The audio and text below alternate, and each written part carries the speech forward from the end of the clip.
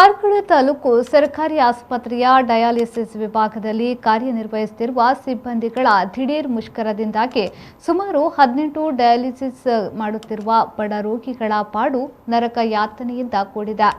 ತುಂಬಾ ದುಬಾರಿಯಾದ ಡಯಾಲಿಸಿಸ್ ಚಿಕಿತ್ಸೆ ಬಡವರಿಗೆ ಧರ್ಮಾರ್ಥವಾಗಿ ಸಿಗಲಿ ಎಂಬ ಉದ್ದೇಶದಿಂದ ಸಚಿವರಾದ ಸುನಿಲ್ ಕುಮಾರ್ ಅವರು ತುಂಬಾ ಪ್ರಯತ್ನಪಟ್ಟು 2 ಡಯಾಲಿಸಿಸ್ ಮಿಷನ್ಗಳನ್ನು ಸರ್ಕಾರದ ವತಿಯಿಂದ ದಾನಿಗಳಿಂದ ಪಡೆದು ರೋಗಿಗಳ ಚಿಕಿತ್ಸೆಯನ್ನ ಮಾಡಲಾಗ್ತಾ ಇತ್ತು.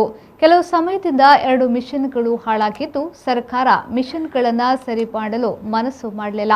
ಅದಲ್ಲದೆ ಸರ್ಕಾರ ತನ್ನ ಖರ್ಚು ವೆಚ್ಚಗಳನ್ನು ಕಡಿಮೆ ಮಾಡಲು ಡಯಾಲಿಸಿಸ್ ಕೇಂದ್ರಗಳನ್ನು ಖಾಸಗಿ ಸಂಸ್ಥೆಗಳಿಗೆ ಕೊಟ್ಟು ಈ ಡಯಾಲಿಸಿಸ್ ಕೇಂದ್ರಗಳಲ್ಲಿ ದುಡಿಯುತ್ತಿರುವ ಸಿಬ್ಬಂದಿಗಳಿಗೆ ಸರಿಯಾಗಿ ವೇತನವಿಲ್ಲದೆ ಇಂದು ಮುಷ್ಕರದಲ್ಲಿ ಪಾಲ್ಗೊಂಡು ಕೇಂದ್ರಗಳು ಮುಚ್ಚಲ್ಪಟ್ಟು ರೋಗಿಗಳ ಪಾಡು ಹೇಳತಿರದು.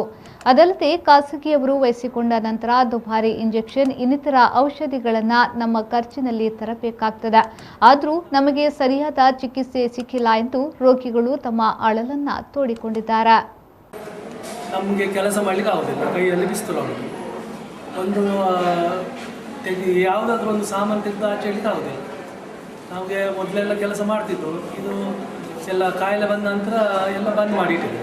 ಎಂತ ಮಾಡಲಿಕ್ಕೆ ಆಗೋದಿಲ್ಲ ಕೆಲಸ.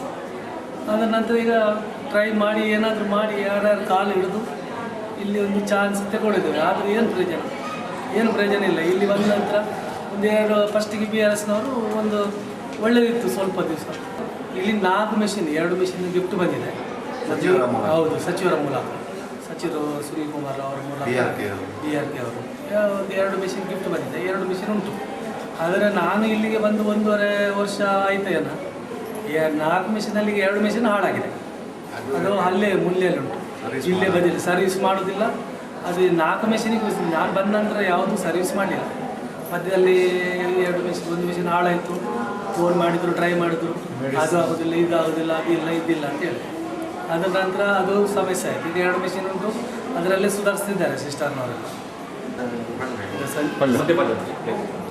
ಸಂಜೀವಿನಿ ಟ್ರಸ್ಟ್ನವರು ಬಂದಿದ್ದಾರೆ ಅಂತ ಹೇಳ್ತಾರೆ. ಯಾವ ಟ್ರಸ್ಟ್ ಏನು ಅದು ನಮಗೇನು ಅಗತ್ಯ ಇಲ್ಲ, ಆದರೆ ಹೇಳ್ತಾ ಇದ್ದಾರೆ.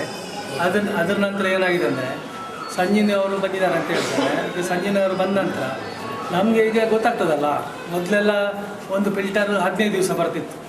ಅಂದರೆ ತಿಂಗಳಿಗೆ 1-2 ಫಿಲ್ಟರ್ ಅದು ಬರ್ತಿದ್ದು ಮಾಡ್ತಿದ್ರು. ಈಗ ಇಲ್ಲ, 4 ದಿವಸ 5 ದಿವಸ ಅದು ಫಾಲ್ಟ್ ಬಂದಾಯಿತು.